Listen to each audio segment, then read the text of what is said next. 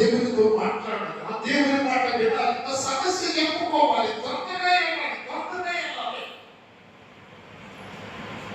దానికి తర్వాత అంటాడు, జీవము గల నా దేవుని దర్శించడానికి ఆ హృదయము, ఆ శరీరము వచ్చిన మాట. ఎవరి హృదయము, ఎవరి శరీరము దేవుని స్వాధీనం వస్తుందో వాళ్ళు అద్భుతంగా ఆశీర్వదించబడతారు. హల్లెలూయా.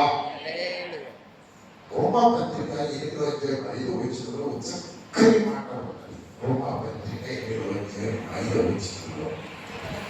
శరీరానుసారులు శరీర విషయముల మీద మనస్సులు, ఆత్మానుసారులు ఆత్మ విషయముల మీద మనస్సులు.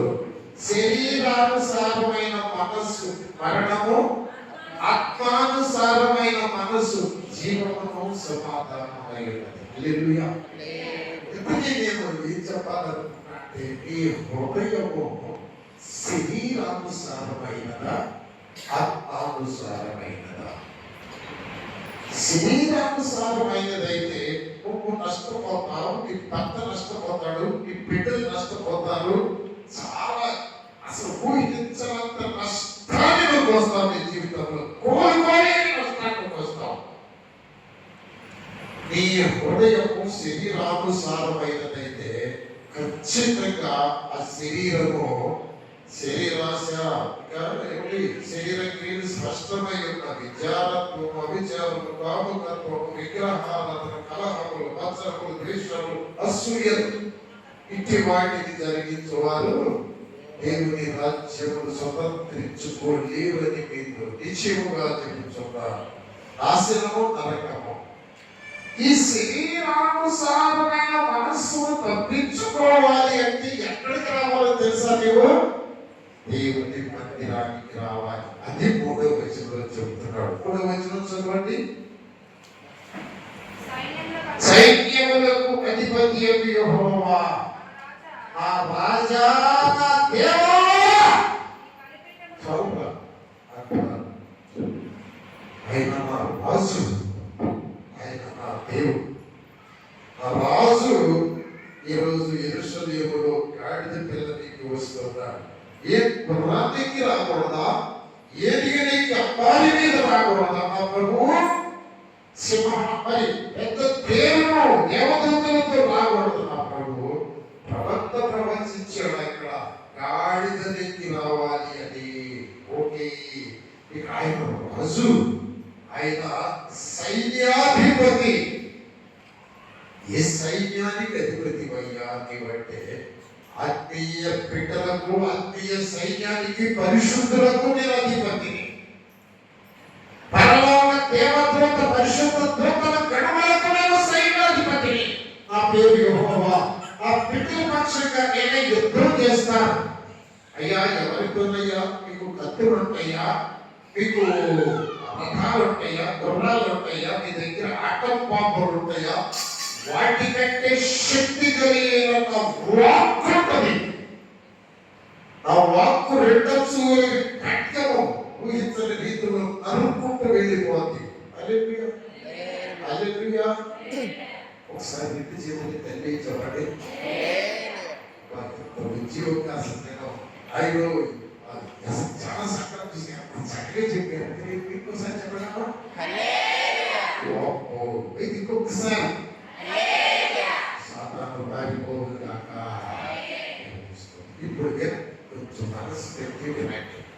ఏమండి, ఇక్కడ ఎక్కువ గొడవచ్చిన ఏమంటాడంటే, ఈ బలిపీఠం వద్ద పిచ్చుకలకు నివాసం పెరుగును అంటాడు. పిచ్చుకలను ఎక్కడైతే చూసారా మీరు? పిచ్చుకలను ఎక్కడైతే చూసారా? పిచ్చుకలను ఎంతవి ఎంతయా? ఎంత పిచ్చుకలు ఇంతే ఉంది. చిన్నవి కిచకిచలాడుతా చిన్న గూడు పెట్టుకొని, అది దాని భార్య, దాని బిడ్డలు చక్కగా గూడు కట్టుకోనండి. పిచ్చుకలు ఎక్కడికి పిచ్చుకల కన్నా ఆయన బలిపీఠం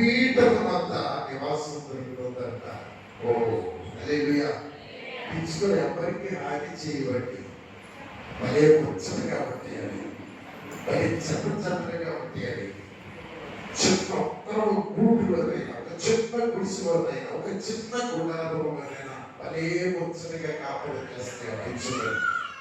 వాటి పిల్లలు చాలా అద్భుతంగా ఉంటాయి. అయ్యా, అలాంటి పిచ్చుకను నేను ఈ లోకంలో నాకు ఆశీర్వదించలేదు. కాకులు ఉన్నాయి, పనికి మాలిన కాకులు, శాశ్వతంగా ఉండే కాకు. మమ్మల్ని మా బిడ్డని తినేస్తుంది, మా గుడ్డు పొడిచేస్తుంది. ఈ లోకంలో ఈ బలిపీఠములున్న దేవునికి స్తోత్రం. బలిపీఠము 3 రకాలు. ఎన్ని రకాలు? 3 రకాలు. మొదటి బలిపీఠము ఈ గుడ్డెలో కట్టాల. ఇది బలిపీఠం. హల్లెలూయా, హల్లెలూయా. మరి ఒక అతను అంటాడు, ప్రభా నేను నీ వెంట వస్తున్నా. ఏంటి ఆయన అంటాడు, ఆకాశ పక్షులకు గూళ్ళు ఉన్నాయి, అక్కడ కూడా కనపడుతుంది, గొయ్యలు వేసుకొని నేను ఎక్కడ ఉండాలి అంటాడు. నా ఆత్మ ఎక్కడ ఉండాలి? నీలో. ఈ హృదయం నిండిపోయి ఉన్నది ఆకాశ పక్షులతో, శాపంతో, దెయ్యాలతో, ద్వేషాలతో, కపటాలతో. పెద్ద పెద్ద నక్కలు గొయ్యలు వేసుకుంటూ చూస్తూ నాకు కనపడుతున్నాయి. నేను ఎక్కడ ఉండేది అయ్యా? వాటి మధ్య నేను నివసించలేదు. అవన్నీ ఖాళీ చేస్తే అప్పుడు నేను వస్తాను, నువ్వు నేను కలిసి బంధుత్వంగా భోజనం చేద్దాం. హల్లెలూయా, హల్లెలూయా. ప్రభుత్వం తట్టి తలుపు తెస్తావని హృదయ తలుపు నాకు అవకాశం ఇస్తే, నా వాక్యానికి అవకాశం ఇస్తే, నా ఆత్మకు అవకాశం ఇస్తే నేను లోపలికి వస్తాను. అవన్నీ బయటికి వెళ్ళిపోతాయి. ఈ వాక్యానికి అవకాశం ఇవ్వడానికి ముందు నువ్వు ఆయన వాక్యం మీద కష్టపడి ఉండాలి. వాక్యం అంటే ఆశనా నీకు ఏమవుతుందా? రాత్రి జరిగిందో తెలుసా? నేను కట్టబడి ఉన్నాను. హల్లెలూయా. ఇంకొక మాట ఏంటండి, ఇక్కడ అంటే ఏమంటే వాన కోవెలకు ఏమండి పిల్లలు పెట్టుటకు వాన కోవెలకు కూర్తి స్థలం అని బలిపీఠం దగ్గర దొరికిందన్నమాట. ఇక్కడ 3 బలిపీఠాలు అన్నారు కదా. ఒకటి నీ హృదయంలో బలిపీఠం కట్టి ఆయన చేర్చుకోవాలి. రెండవది నీ ఇంటి బలిపీఠం ఉందా? ఎవరిలో బలిపీఠం ఉందా? చేయండి. రోజు ప్రార్థన చేసేవాడు. రోజు బలిపీఠం కట్టుకొని ప్రార్థన చేయాలి. చిన్న పిల్లలు అమ్మ మరి సిరితిరికి శాఖ హల్లెలూయా అంటున్నావా? ఓ దేవుడికి స్తోత్రం. బలిపీఠం దగ్గర పసి బిడ్డ చేత స్తోత్రం చెప్పించిందట ప్రిస్కిల్లా. మీ పిల్లల చేత చెప్పిందమ్మాయి, మీ భర్త బలిపీఠం మీద కూర్చోబెడతారా? అయ్యా కొంచెం ఒక 5 నిమిషాలు ప్రార్థన చేసుకున్నాను, తర్వాత దేవుడు చేస్తారు. ఈ బలిపీఠంలో ప్రతి ఇంటి దగ్గర నీ భర్తను, నీ బిడ్డల్ని, తల్లి పిల్లలు నలుగురు కూర్చొని దేవానికి స్తోత్రం, మమ్మల్ని కాపాడినందుకు, మా బిడ్డలు ఇచ్చినందుకు, మా బిడ్డల్ని కాపాడుతున్నందుకని ఒక 4 మాటలు చెప్పగలవా? నీ కుటుంబ బలిపీఠం ఎంత? సమాజ బలిపీఠం, సక్క బలిపీఠం, దేవుడు మాట్లాడే బలిపీఠం, దేవుని ఆత్మ అల్లాడే బలిపీఠం. ఆ బలిపీఠం అందరూ పడుతున్నావా? 9:30 కల్లకు చేస్తానన్నారు. బాబు 7:30కి భాషలో వచ్చి హల్లెలూయా అన్నాడు. తొందర కానీ అమ్మాయి గొప్పదంతా ఆరిపోయి పొయ్యి కాల్చా.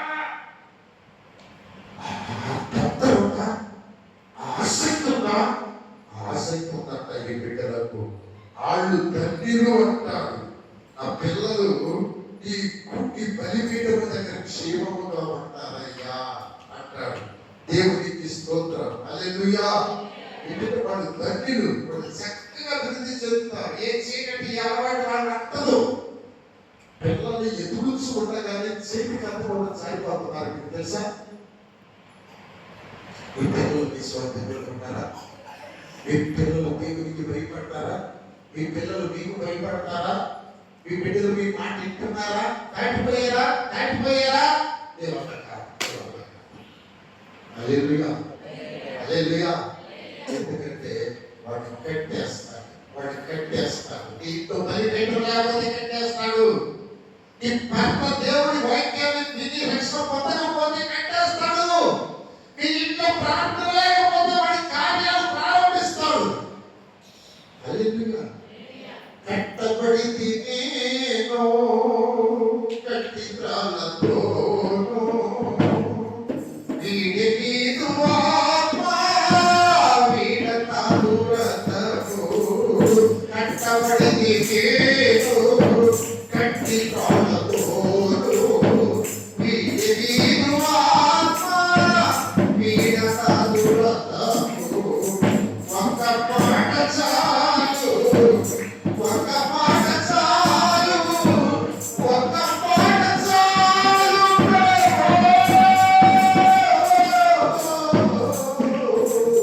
ఒక్క పాట చాలు ప్రభు.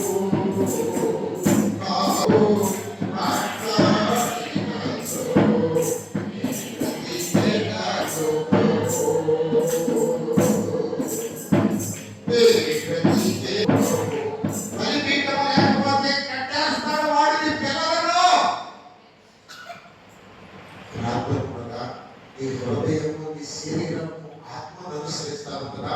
ఈ హృదయములు వాక్యం మీద ఆశ ఉన్నదా?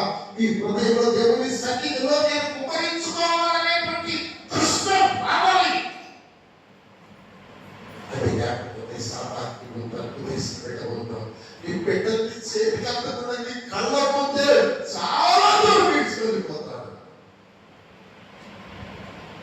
రేఖల కింద కోడి పిల్లలు పెట్టుకోకపోతే ఆ కోడి పిల్లలు పెద్ద మగతిలాగా అటు ఇటు పిల్లలు తిప్పుకోకుండా కాళ్ళతో సిక్కుకుండా పెట్టుకోవడానికి అది తల్లి పిలుస్తాను ఉంటుంది. నువ్వే నాకు చెప్పేది నేను చెప్పమా, నేను చెప్పమా అంటే కాసుకుంటుంది తాగి అక్కడే కాసుకుంటుంది. తీసుకెళ్ళిపోతే చేయలేవు. ఆ ఎత్తు ఎక్కడలేవు. ఎక్కడంత ఎత్తు నీ బిడ్డలు తీసుకుపోతాడు వాడు. బలిపీఠం వద్ద ఆ వనంలో వెలుగు స్థలాలు ఇవ్వండి. బలిపీఠం వద్ద ఓకే బలి లేదు, నేను ఒక అరగంటలో క్లోజ్ చేసేయాలి. మరి మనము ఊరేగింపుగా వెళ్ళాల్సింది కనుక నేను ఈరోజు పట్లాదివారం, ఏం ఆదివారం అంటారు? పట్లాదివారం అక్కడికి వెళ్తాను నేను ఒకసారి. మత్తయి సువార్త 21వ అధ్యాయం మనం చదువుకున్నాము. ఆ భాగాన్ని ఒకసారి చూద్దాం. చూడండి, 21 చదువుదాం. తర్వాత యెరూషలేమునకు సమీపించి ఒలీవ చెట్ల కొండ దగ్గర ఉన్న బేత్ఫగేకు వచ్చినప్పుడు యేసు తన శిష్యులను ఇద్దరిని చూసి, మీ ఎదుటనున్న గ్రామములకు వెళ్ళుడి, వెళ్ళగానే కట్టబడి ఉన్న ఒక గాడిదయు తాగితో ఉన్న ఒక గాడిద పిల్లయు మీకు కనబడును, వాటిని విప్పి నా యొద్దకు తోలుతున్నారు. హల్లెలూయా, హల్లెలూయా. సచ్చియుక్తినేదో చుట్టబడి నేదో ప్రేత వస్త్రములతో పట్టరాతి పాటు సచ్చియుక్తినే చుట్టబడి నేదో ప్రేత వస్త్రములతో పట్టరాతి పాటు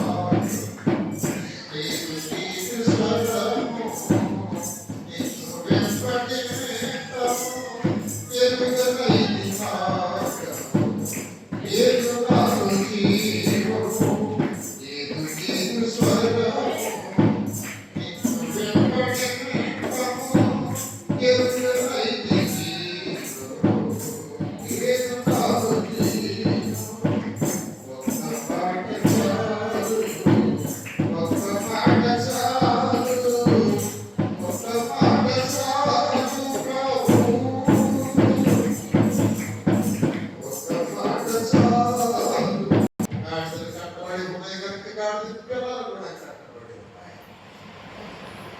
నేను బిడ్డలో పొందకపోతే నీ బిడ్డలు ఎలా బిడ్డలు పొందుతారు? చాలా మందికి చెప్తారు ప్రాథమిక రాగా ఇప్పుడు అలా రాగండి నాకు రెండు అయ్యాం పిల్లలు పెద్దలు అయిపోయారు. పిల్లలు పెద్దలు అయిపోయారండి. వాళ్ళు కూడా డాక్టర్లు కాదు. ఎందుకంటే గాడిద కట్టబడింది, దాని పిల్లలు కూడా కట్టబడి ఉంటుంది. ఆవు సేవ మేతకే కొద్ది ఉండదు కదండి. నా ప్రేమ తల్లి కదా పెట్టినారు. మీరు ఆత్మానుసారం కాకపోతే మీరు శరీరానుసారంగా బ్రతుకుతూ ఉంటే మీ బిడ్డలకు విడుదలని పదేం మీ వల్ల కాదు. మిమ్మల్ని ఏళ్ళ సాధారణలు వాళ్ళని కూడా ఏలుబడి చేస్తాయి.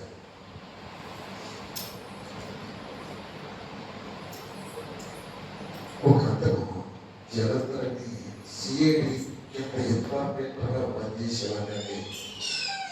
అతను నేను ఫ్రెండ్స్. నేను చదువుకుంటున్నాను, వాడు ఏదో చెప్తా ఉన్నాడు. వాడి కథలు కళ్ళ ముందే డబ్బక్క పడిపడి కింద తప్పు గుర్తుకొచ్చేస్తా ఉన్నది.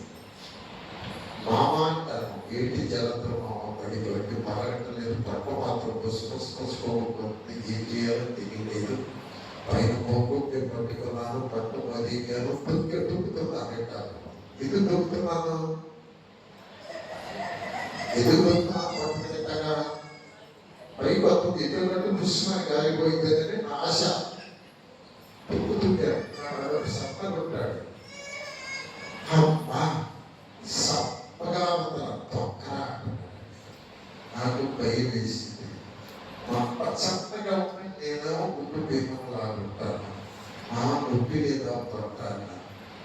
జలంధరం మామ నొప్పి లేదు. ఎవరు జలంధరం మా ఏంటన్నారా? ఎవరిలా జలంధరం అంటాడు. నువ్వు జలంధరం మామ కాదు, నేను శాఖ రాబడి. ఎవరు అంటాడు? నాకు అర్థమైంది, దిగుబడి అర్థమైంది. నాకు ఒక్కో దియ్యాతో మాట్లాడితే మంచి అర్థాలు చెబుతుంది. ఎక్సైజ్ ఎక్కడికి వెళ్ళానని శాఖలో వచ్చి వాడు ఫ్రెండ్ అన్నాడు. ఎక్కడికి ఫ్రెండ్ అంటే గుడ్డు చెప్పలాసం అన్నట్టులోకి అట్లేసింది. వాడే రక్షణ పెంచి పట్టాడు. వాడు కాలు ఎరిగింది, వాడు నా పక్క పెట్టి నేను ఇద్దరు ఫ్రెండ్స్ అయిపోయేవారు. మరి నువ్వు ఎక్కడ నేను చచ్చిపోయినాడు, బతికాడు అన్నాడు. మరి ఆ టికెట్ వస్తున్నా మళ్ళీ వచ్చినా కూడా ఈ పొట్టలోకి టికెట్ అవుతుంది, టికెట్ పోతుంది, వాడు పొట్ట పుసుపుసుకోకపోతుంది. వాడు అలా అంటున్నాడు కదా అంటాను. వాడు సమాధ దగ్గరికి, సావు దగ్గరికి, కీడు స్థలం దగ్గరికి వెళ్ళొద్దండి వెళ్తున్నాడు. ఆడేమో నన్ను పంపిస్తున్నాడు. నిన్ను పంపించేవాడు ఆడ నన్ను పట్టుకున్నాడు అంటున్నాడు. మరేంటి? తాగి తాగి తాగి తాగి తాగుడు దాహం తీరక, తిరిగి తిరిగి తిరిగి తిరుగుడు దాహం తిరగక, మనుషులు చంపి చంపి చంపి ప్రవీణు దాహాలు తీరక కొన్ని ఆత్మలు తిరుగుతూ ఉంటాయట. మీకు ప్రార్థన లేకపోతే, మీరు కట్టబడితే అవి మీ బిడ్డలను మిమ్మల్ని ఆవరించి తాగుబోతులుగా, తిరుగుబోతులుగా, మోసగాళ్ళగా, దొంగలుగా మిమ్మల్ని బ్రతికిస్తాయి. విప్పబడాలి, గాడిద విప్పబడాలి. నువ్వు విప్పబడితే నీ బిడ్డలు విప్పబడతారు. దేవునికి స్తోత్రం. అక్కడ బేతనియా దగ్గర ఉన్నటువంటి బేత్పగేకు వాళ్ళు వచ్చినప్పుడు కట్టబడిన గాడిద గ్రామంలో ఉన్నది. దాని పిల్లలు రెంటిని విప్పుకొని రండి అంటారు. హల్లెలూయా. ఇది ప్రవక్త ప్రవచనం. కొంచెం ఒకసారి జాగ్రత్తగా వినండి. విప్పబడిన గాడిద ఒక ప్రవచనం నెరవేరుస్తా ఉన్నది. ఆదికాండం 49వ అధ్యాయంలోని మీరు ఒకసారి వెళ్ళండి. ఆదికాండం 49వ అధ్యాయం. విప్పబడిన గాడిద మొదటి వచనం. యాకోబు తన కుమారులను పిలిపించి వినాలి మీరు. Praise lord. హల్లెలూయా చెప్పండి. ఓకే, దేవునికి స్తోత్రం. చిన్నది చక్కగా కాసేపు అక్కడ కూర్చేసి కూర్చోకూడదు. నేను భరించదు బాబా, నీ కూర్చుని పట్టుకోలేకపోతున్నా. ఎవరిలో పక్కన కూర్చోండి, అంటారంటే కూర్చోండి. ఓకే, జాగ్రత్తగా. యాకోబు తన కుమారులను పిలిపించి ఇట్లనెను, మీరు కూడి రండి, అతి దినములో మీకు సంభవింపబోవు సంగతులను మీకు తెలియజేసేదను. యాకోబు కుమారులారా, కూడి రండి, ఆలకించండి, మీ తండ్రి అయిన ఇశ్రాయేలు మాట వినండి. ఓకే, హల్లెలూయా. తన బిడ్డలను తను చచ్చిపోయే ముందు ఆశీర్వదిస్తా ఉన్నాడు, ప్రవచిస్తా ఉన్నాడు. ఏమండి, నువ్వు నేను చచ్చిపోక ముందు మన బిడ్డలను మనం ఆశీర్వదిస్తే ఆశీర్వాదం వారికి అలాగే ఉంటుందండి, వారికి అలాగే ఉంటుంది. నిజంగా చెప్తున్నాను, నువ్వు నీ బిడ్డను ఆశీర్వదించే తల్లిగా ఉండాలంటే వెప్పబడాలి. నీ కూతురుని కొడుకును ఆశీర్వదించే బిడ్డగా ఉండాలంటే నువ్వు వెప్పబడిన బిడ్డవై ఉండాలి, విడుదల పొందిన బిడ్డవై ఉండాలి. నీవు యాకోబు వెప్పబడ్డాడు, ఒక దినాన కట్టబడ్డాడు. ఆయన వేశ్యవ మార్గంలో వెళుతూ ఉంటే పొద్దుగుంటున్నప్పుడు తలగడగా రాయి చేసుకొని పడుకున్నప్పుడు అక్కడ దేవుడు మాట్లాడతాడు. అబ్రహాము దేవుడని, ఇస్సాకు దేవుడని, యాకోబు దేవుడను నీవు పడుకున్న ఈ స్థలం నీకు ఇస్తాను యాకోబు అన్నాడు. ఆ తలగడ కింద రాయి తీసి అక్కడ కూని పోసి ఇది దేవుని మందిరమే కానీ వేరొకటి కాదు అన్నాడు. శబాసు, బాగానే ఉంది. దేవుడు అంటాడు, యాకోబు నిన్ను ఆశీర్వదిస్తాను, ఈ స్థలాన్ని నీకు ఇస్తాను, నీ బిడ్డలను దీవిస్తాను. వాళ్ళు తూర్పు పడమట ఉత్తర దక్షిణాలు వారు వర్తిల్లుతారంటే యాకోబు అంటాడండి. ఇప్పుడు చూడండి, జాగ్రత్తగా చూడండి. మా ఇస్తేరా ఎక్కడికైనా వాక్యం రాదు, నువ్వు ఎక్కడ తగ్గిన కూర్చొని వాక్యమే. ఓకే, హల్లెలూయా హల్లెలూయా. జాగ్రత్తగా అయినట్రా యాకోబు అంటాడు, ఆ మార్గంలో నుంచి ఆశీర్వదిస్తావా అంటాడండి. ఏమంటాడు? నేను వీళ్ళు ఈ మార్గములో, నేను వీళ్ళు ఈ మార్గములో నీవు నన్ను ఆశీర్వదించి నువ్వు నాకు దేవుడు అయి ఉంటావు, లేకపోతే నువ్వు నాకు దేవుడు కాదు, నేను నీకు బిడ్డను కాదు. నేను బతకగలను, నాకు తెలివితేటలు ఉంటాయి, నాకు మంచి కుయుక్తులు తెలుసు. మన మోసం చేశాను, మా నాన్న మోసం చేశాను. నేను ఇప్పుడు మా మావాళ్ళ ఇంటికి వెళ్తున్నాను, అక్కడ కూడా మోసం చేసి బతకగలను. నీ కాపుదల నాకేం అవసరం లేదు, నువ్వేం నాకేం ఇవ్వవలసం లేదు అన్నట్టుగా వెళ్ళాడు. ఏమంటే 20 సంవత్సరాలు తిన్నాది కూడు కాదు, నిద్ర లేదు, ఎండకి వెళ్ళారు, వారికి తడిసే నష్టపోయాను. ఈ లోపు నాకు 4 పిల్లలు 12 మంది పిల్లలు అయిపోయారు. ఒక దినాన మా అన్న వస్తా ఉన్నాడు, 300 మందిని వేసుకొని. వాడు భలే కూరుకుడు, వాడి చేష్టంతో హక్కు నేను కూరుకున్నాను. వాడికి ఏమో ఎర్ర కూరగాయలు ఇచ్చాము. ఇప్పుడు అన్న చంపడానికి వస్తున్నాడు, నేను చచ్చిపోతాను, నా పిల్లలు ఎట్ట, నా భార్య ఎట్ట, నేను సంపాదించింది ఎట్ట, ఈ గొర్రెలు గొడ్లు యాస్తంతా ఎట్ట బాబోయి, నేనేం చేసేది? అప్పుడు దేవుడు గుర్తొచ్చాడు. వింటున్నారండి అమ్మా, వింటున్నారా? ఈ లాస్ట్ సైడ్ సమయంలో నువ్వు చచ్చిపోతున్నావు అనుకున్నప్పుడు నీకు బిడ్డలు గుర్తొస్తారు. అప్పుడు ఆ బిడ్డల స్థితి చాలా ఘోరంగా ఉండవచ్చు. వాళ్ళు పాడైపోయి ఉండొచ్చు. ఆయన ఈటిట్ అయిపోయాడు, వాడు అట్ట అయిపోయాడు, నా కూతురు ఇట్ట అయిపోయింది, వాళ్ళ కుటుంబాలు ఇట్ట అయిపోయింది, ఏడుస్తావు. దానికి ముందే లోపడాలి. యాకోబు అప్పుడు లోపడలేదు కానీ ఎప్పుడో గురువు దగ్గరికి వచ్చేసాడు. అంతను దాటిపోయాడు, ఒక్కడే నిలబడి ఏడుస్తూ ఉన్నాడు. ఏడుస్తా ఉన్నాడు. తెల్లారిపోయింది. పిలిస్తే దేవుడు వస్తాడు. నువ్వు బలిపీఠం కట్టి ప్రార్థన చేయగలిగితే, తిరిగి బ్రతికితే, ఏడవగలిగితే దేవుడి దగ్గరికి వస్తాడండి. దేవుడు దీవించండి, నన్ను దీవించాలి, నేను దీవించాను. ఇది ఇద్దరు గొడవ. యాకోబు తెల్లారిపోతున్నాను పోనీ అన్నాడు. నన్ను దీవించకుండా మాత్రం నేను పోనీ అన్నాడండి. ప్రార్థన దేవుడిని కట్టేస్తుంది. నీ ప్రార్థన, నీ కన్నీరు, నీ యొక్క దుఃఖము, నీ విరిగినలిగిన హృదయం దేవుడిని కట్టేస్తుంది. నువ్వు నన్ను దీవించాలన్నాడు. నేను దీవించను అన్నాడు. నువ్వు దీవించకపోతే నిన్ను వదలను అన్నాడు. ఏడుస్తా ఉన్నాడు. దీవిస్తాను అన్నాను కదరా. ఒకసారి ఆ బేర్షెబాలో అక్కడ నువ్వు ఇది దేవుని మందిరం అన్నప్పుడు నేను మాట్లాడినప్పుడు నా దారిలోనికి వచ్చి నేను వెళ్ళి వారిని తీసుకున్నాను. మోసగాడు వేస్తున్నాను, అబద్ధికుడు వేస్తున్నాను. ఈ మోసాల అబద్ధాలు నేను ఎలా దీవించేది? నేను నువ్వు నా దారిలోనికి వస్తే, నా మాట వింటే, నా ఆత్మలో పడితే దీవిస్తా. కానీ నీ ఇష్టం వచ్చినట్టుగా బ్రతుకుతూ, గొడవలాడుతూ, బూతులు తిట్టుకుంటూ, తగాదాలాడుతూ నువ్వు బ్రతుకుతుంటే నేను దీవించాలని ఒక దీవించుకోవాలి. దీవించకపోతే నేను ఏడుతాను. ఇక్కడ చచ్చిపోతా అని ఏడుస్తున్నాడు. పాపం చూసి దేవుడికి ఆగిపెట్టి ఒక్కటి కొట్టాడు. దేవుడు కూడా ఎడం సరిగిపోద్ది. తడకూడు విసిరిపోయింది. డోగుతున్నాడు, ఏడుస్తున్నాడు.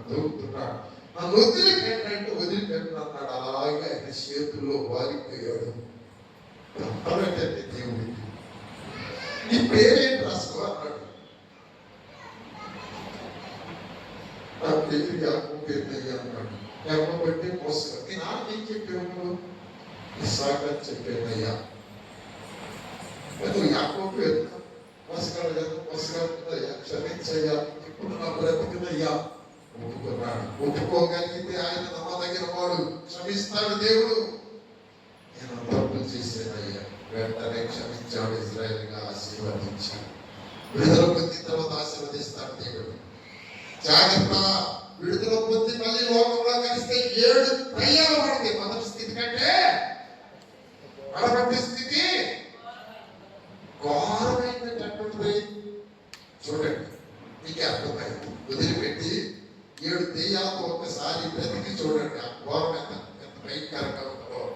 జాగ్రత్త, విడుదల పొందాలి, విడుదల పొందాలి. దేవునికి స్తోత్రం, హల్లెలూయా. విడుదల పొందితే మీకు బిడ్డను ఆశీర్వదిస్తా, బిడ్డ ఆశీర్వదించమంటే. విడుదల పొందకుండా ఆశీర్వదించామంటే నీ దోషాన్ని, శాపాలన్నీ నీ బిడ్డ మీద దొరికించినట్టే. నువ్వు నిజంగా చెప్తున్నాను, నేను నిజంగా చెప్తున్నాను. నువ్వు విడుదల పొందిన బిడ్డ విడుదల పొందినట్టుగానే ఉండు. ఆత్మీయ బిడ్డ ఆత్మీయ బిడ్డగానే ఉండు. శరీరం సంబంధంగా బ్రతికేవంటే సత్యమే, సత్యమే. 1 కాదు 7 వస్తాయి. నువ్వు తట్టుకోలేవు. కిలకిలకిలలాడతావు. ఇస్కరియోతు కింద పని ఏమైపోయిందండి? ఏమైపోయింది? పిల్లగా నేను చెప్తున్నా, ఈ రోజు మీ రాజుని పట్టు ఉట్టిన రోజు. ఈ రోజు చేయించి సాతాన్ని ఆయన రాజ్యాన్ని నీకు ఇచ్చిన రోజు. ఈ రోజు బిడ్డలు తల్లులు మొత్తం ఇవ్వబడాలి.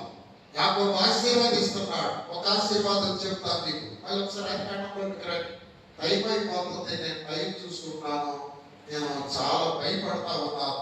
ఒకసారి చూడండి, ఆదికాండం 49వ అధ్యాయం, ఆదికాండం 49 11వ వచనం చూడండి. ద్రాక్షావల్లికి తన గాడిదను, ఉత్తమ ద్రాక్షావల్లికి తన గాడిద పిల్లను కట్టి, ద్రాక్షారసములో తన పట్టలను, ద్రాక్ష రక్తములో తన వస్త్రములను ఊదుకును. చాలు చాలు చాలు చాలు. ఇక్కడ చెప్తారు. ఇక్కడ ద్రాక్షావల్లి, ఉత్తమ ద్రాక్షావల్లి, గాడిద పిల్ల, ఈ రెంటిని మనం ఇక్కడ చూస్తున్నాం. ఆది కాండము ఆ వైపు చూడండి ఒకసారి. ద్రాక్షావల్లి గాడిద, తల్లి గాడిద. ఉత్తమ ద్రాక్షావల్లి, పిల్ల గాడిద. ఎవరి తల్లి గాడిద ఎవరు? ద్రాక్షావల్లి ఎవరు? పిల్లగాడిద ఎవరు? ఉత్తమ ద్రాక్షావల్లి ఎవరు? దేవునికి స్తోత్రం. ఆయన వచ్చినప్పుడు గాడిద పిల్లను విప్పి తోలుకొని రండి, అవి ప్రభువుకు కావాలని చెప్పండి అన్నాడు. ఇక్కడ ప్రవచించాడు యోధా. ఈయన యోధా వంశంలో నుంచి వచ్చినటువంటి దావీదు కుమారుడు యేసుక్రీస్తు ప్రభువు వారు యోధాను ఆశీర్వదించాడు. ఇదిగో ఉత్తమ ద్రాక్షావళి నీలో నుంచి వస్తుంది. అంటే ఉత్తమ ద్రాక్షావళి అంటే దేవుని సంఘం, ద్రాక్షావళి అంటే ఇజ్రాయేలీలు. హల్లెలూయా. ఏమండి?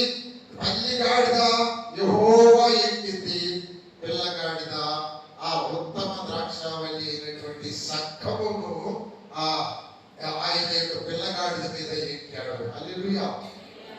ఇప్పుడు ఉత్తమ ద్రాక్షావల్లి మనం ఆయన కట్టు కట్టబడ్డారు. ద్రాక్షావల్లి ఎవరు చెప్పండి? ద్రాక్షావల్లి ఎవరమ్మా? ఇజ్రాయేలీ. ద్రాక్షావల్లి తల్లి గాడికి కట్టబడిందా, పిల్లగాడికి కట్టబడిందా? తల్లి గాడికి కట్టబడింది. దేవునికి స్తోత్రం. ఇప్పుడు రండి, నేను క్లోజ్ చేస్తాను. నేను చాలా తొందరపడుతున్నాను, వాక్యం మీకు వివరించలేకపోతున్నానేమో. ఇప్పుడు చూడండి, 3వ వచనం. ఎవడైనా మీతో ఏమైనా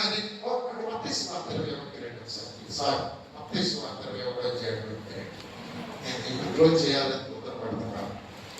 ఎవడైనా మీతో ఏమైనా ప్రభువులకు కావలసినవని చెప్పమని వెంటనే అతను వాటిని తోలిపెట్టునని చెప్పి వారికి పంపాను. ప్రవక్తల వలన చెప్పబడినది నెరవేరునట్లు ఇది జరిగేను. ఓకే, హల్లెలూయా. ఒక్క ప్రవక్త చెప్పిన మాటను నేను మీ ముందు పెడతా. దేవునికి స్తోత్రం. హల్లెలూయా. ఒకసారి జకర్యా గ్రంథం ప్రవచనం చదవండి. మీరు జకర్యా గ్రంథం 9వ వచనం సహాయం చేయండి. త్వరగా వెళ్దాం. బాగా ఎవరైనా సహాయం చేయండి. సీయోను నివాసులారా బహుగా సంతోషించుడి, యెరూషలేము నివాసులారా ఉల్లాసించుడి. నీ రాజు నీతిపరుడు, రక్షణ గలవాడును, దీనుడునై గాడిద పిల్లను ఎక్కి నీ వద్దకు వస్తున్నాడు. దేవునికి స్తోత్రం. హల్లెలూయా. ప్రవక్త ప్రవచించాడు, అక్కడ యాకోబు ప్రవచించాడు. ఆ ప్రవచనం ఇక్కడ యేసుక్రీస్తు వారిలో నెరవేరుతా ఉన్నదండి. గాడిద పిల్లను రెంటిని విప్పుకొచ్చేశారు. ఏం జరిగిందండి? ఇప్పుడు చూడండి 5వ వచనం. ఇదిగో నీ రాజు సాత్వికుడై గాడిదను భారవాహకుడు పశువు పిల్లైన చిన్న గాడిదను ఎక్కి నీ వద్దకు వచ్చుచున్నాడని సీయోను కుమారితో చెప్పుడి అన్నది. శిష్యులు వెళ్ళి యేసు ఆజ్ఞాపించిన ప్రకారం చేసి గాడిదను దాని పిల్లను తోలుకొని వచ్చి వాటి మీద తమ బట్టలు వేయగా ఆయన ఆ బట్టల మీద కూర్చుంటెను. జన సమూహములనేకులు తమ బట్టలు దారి పొడుగునా మడిసిరి, కొందరు చిన్న కొమ్మలు నరికి దారి పొడుగునా మడిసిరి. జన సమూహములు ఆయన ముందు వెళ్ళుచుండగా వెనుక వచ్చుచుండిన వారును దావీదు కుమారునికి జయము, ప్రభు పేట వచ్చుచున్న వాడు స్తుతించబడును గాక, సర్వోన్నతమైన స్థలములో ఆ జయము అని కేకలు వేయించుంది. ఇప్పుడు నా వైపు చూడండి. అతను తల్లి గాడిద ఒక పక్క ఉన్నది, పిల్ల గాడిద ఒక పక్క ఉన్నది. తల్లి గాడిద మీద వస్త్రాలు వేశారు, పిల్ల గాడిద మీద కూడా వస్త్రాలు వేశారు. యేసయ్య ఏ గాడిద మీద ఎక్కాడు? పిల్ల గాడిద మీద ఎక్కాడు. దేవునికి స్తోత్రం. మరి తల్లి గాడిద మీద ఎందుకు వస్త్రాలు వేశారు? దేవునికి స్తోత్రం. ఇది ఒక గొప్ప రహస్యం. యేసయ్యతో కూడా తండ్రి అయిన దేవుడు కూడా వచ్చాడు. ఈ బిడ్డలను పరీక్షకు పంపించేటప్పుడు, ఈ బిడ్డలు కాలేజీలో చేర్పించేటప్పుడు ఏమండి ఆ బిడ్డలను తీసుకొని చక్కగా కాలేజీకో హాస్టల్కో పరిస్థితికో వెళ్ళి పంపించి వస్తాం కదా. మనకు మారుని తీసుకొని వచ్చేటప్పుడు నా ప్రభువు ఆ పెద్దగాడి మీద కూర్చొని భుజం చేసి కుమారుడు ధైర్యంగా వెళ్ళు, ఆయన రాజండి, ఈ బిడ్డలందరూ మన బిడ్డలే, వాడు మన బిడ్డలు కట్టేసేసాడు. ఓ హల్లెలూయా. మీకు కొట్టుంటే మీ పాలిచ్చే గేదెలు ఎవరైనా కట్టేస్తే మీరు ఊరుకుంటారు. అమ్మాయి ప్రకారం వెళ్ళి ఆ గేదె నువ్వు కట్టేసాడంటే అంటారా? ఏమండి ఆయన ఆత్మ ఉన్నటువంటి ఆయన బిడ్డలను వాడు కట్టేశాడండి. రాజ్యం నాదంటున్నాడు. ఎవరిచ్చాడా నీకు రాజ్యం అంటే? ఆదాము నాకు అప్పేశాడు, అమ్మమ్మ నాకు అప్పేసిందని చెప్తున్నాడు వాడు. నువ్వు ఎవరికైతే రాజ్యం అప్పగించేవో వాళ్ళే నాకు అప్పగించేశారు, వాళ్ళు నాకు ఎంత చిత్తం చేస్తున్నారని చెప్తున్నాడండి వాడు. అరే అమాయకులు చేసి వాళ్ళను మోసం చేసి నువ్వు ఏదైనా పక్షం ఆడుకున్నావంటరా? నీ దృష్టిలో వాళ్ళు చప్పిల్లలా ఉన్నారంటరా? కాలాలేసి పట్టుకొని వల్ల వేసుకొని వాళ్ళని హింసించి వాళ్ళు ముట్టుకొని తింటున్నారు. వాళ్ళ బ్రతుకులు నాశనం చేస్తున్నారు కదా. కుమారుడా మనకు ఎలా గుర్తెక్కుతుంది కదా, యుద్ధం చేద్దాం. కుమారుని తీసుకుని ఆ రాజాది రాజు తన రాజ్యాన్ని ఏర్పరచడానికి బయలుదేరి వస్తా ఉన్నాడు. సాధారణ సైన్యాలు గడగడగడ కొనికిపోతా ఉన్నాయి. అమ్మో, దేవుడే తన కుమారుని మన మీదకి పంపిస్తున్నాడని. ఆయనే ఈ సమస్త సృష్టిని సృజించిన వాడు, ఆయన నోటి మాట చేత సృజించిన వాడు. యోహాను సువార్త 1:2 వచనాల్లో ఆది వాక్యము, వాక్యము దేవుడి యొద్ద ఉండెను, వాక్యము దేవుడై ఉండెను.